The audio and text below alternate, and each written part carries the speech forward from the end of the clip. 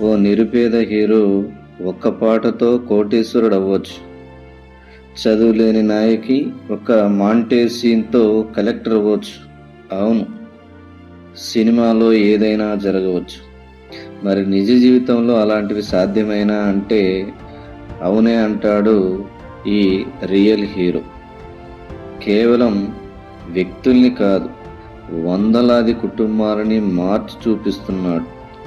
రౌడీయిజానికి పేరు మోసిన ప్రాంతాన్ని ప్రగతి మార్గంలో పట్టిస్తున్నాడు. పాటలో చూపినంత వేగంగా కాకున్నా వాళ్ళ కళల్ని నిజం చేస్తున్నాడు. ఆ రియల్ హీరో కథ ఏంటో చూద్దాం. ఉన్న ఇంటిని, ఉపాధిని చూపే ఊరిని ఉన్న పొలంగా కూలదోసి మనల్ని కొత్త చోటుకు వెళ్ళమంటే ఎలా ఉంటుంది? చెన్నైలోని 25,000 కుటుంబాలకి ఆ దుస్థితే వచ్చింది. మురికివాడలతో నగరం అందం పోతుందని వాటిని తొలగించి అక్కడి వాళ్ళని శివారున ఉన్న ఓ పునరావాస ప్రాంతంలో ఉంచారు. సుమారు 1,00,000 మందిని ఒకే చోట కుక్కేశారు. అత్యవసర వసతులున్న, చాలా తక్కువ వసతులున్న సింగిల్ బెడ్రూమ్ అపార్ట్మెంట్లలో సర్దుకోమన్నారు. దానికి కన్నగి నగర్ అని పేరు పెట్టారు. మన దేశంలోని అతిపెద్ద పునరావాస ప్రాంతాల్లో అది ఒకటి. ఇలా శివారికి తరిమేయడంతో వాళ్ళు ఉపాధి కోల్పోయారు. అసలే నిరక్షరాస్యులు, ఆ పైన పేదరికము తోడవడంతో వారి పిల్లల చదువు ఆటకెక్కింది. వాళ్ళని చెడు వ్యసనాల వైపు మళ్లించి రౌడీలుగా మార్చింది. దాంతో నేరాలు, ఘోరాలతో నిత్యం వార్తల్లో నిలుస్తుండేది కన్నగి నగర్ ప్రాంతం. అక్కడ కట్ చేస్తే అతని పేరు మారిస్ స్వామి. పేదరికం కారణంగా 10వ తరగతితో చదువు ఆపేసినవాడు. బాల కార్మికుడిగా ఎన్నో చోట్ల పనిచేసి చివరికి ఓ థియేటర్లో ప్రొజెక్టర్ ఆపరేటర్గా కుదిరాడు. అలా సినిమాల వైపు ఆసక్తి పెంచుకున్నాడు. ఎన్నో డక్కా ముక్కీలు తిని సినిమా అసిస్టెంట్ డైరెక్టర్ అయ్యాడు. అసోసియేట్గా మారి కో డైరెక్టర్గానూ ఎదిగాడు. చదువు విలువ తెలుసుకొని పీజీ చేశాడు. అప్పుడే ఒకసారి ఈ కన్నగి నగర్లోని తన మేనమామ ఇంటికి వచ్చాడు.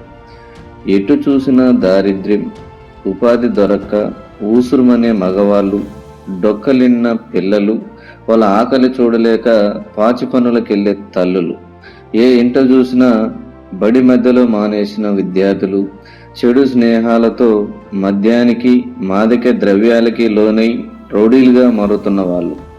ఆ దైన్యం పైన ముందు ఓ సినిమా స్క్రిప్ట్ రాయాలనుకున్నాడు మారిస్వామి. కానీ అంతకన్నా పెద్ద బాధ్యత తీసుకున్నాడు. అక్కడి పిల్లలకి చదువు చెప్పించాలనుకున్నాడు. అతనితో కొందరు యువతీ యువకులు చేతులు కలిపారు.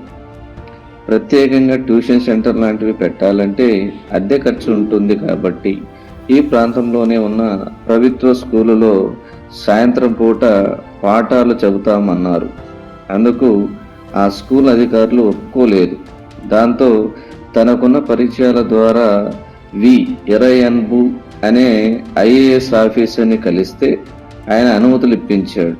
అలా 2016లో 10th, +1, +2 తరగతుల్లోని 200 మందికి ట్యూషన్లు చెబితే అందరూ పాస్ అయ్యారట. ఎప్పుడు 40% దాటిన ఆ స్కూలు ఉత్తీర్ణత శాతం ఒక్కసారిగా 100కు చేరడం ఆ ఐఏఎస్ని ఆశ్చర్యంలో ముంచెత్తింది. దాంతో ఆయన మారిస్వామితో కలిసి నడుస్తామన్నారు. ఆయన రాకతో ఎంతో మంది దాతలు సాయానికి ముందుకొచ్చారు.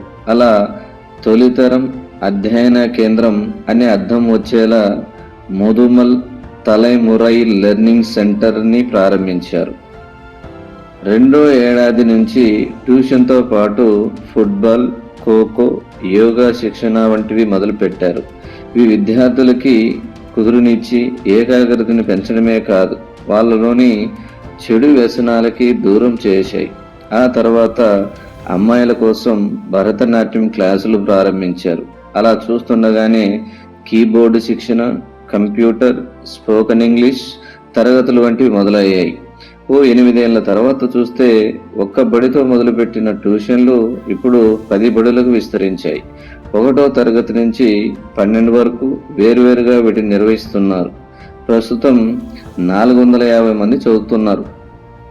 ఆ మధ్య ఇస్రో నిర్వహించిన మినీ శాటిలైట్స్ తయారీ కార్యక్రమంలోనూ వీళ్ళు పాల్గొన్నారు. ఇప్పటిదాకా ఈ ట్యూషన్ సెంటర్ల ద్వారా సుమారు 300 మందిని పట్టాభద్రులను చేశారు. 25 మంది పీజీ ముగించారు. సిఏ చదువుతున్న వాళ్ళు ఉన్నారు.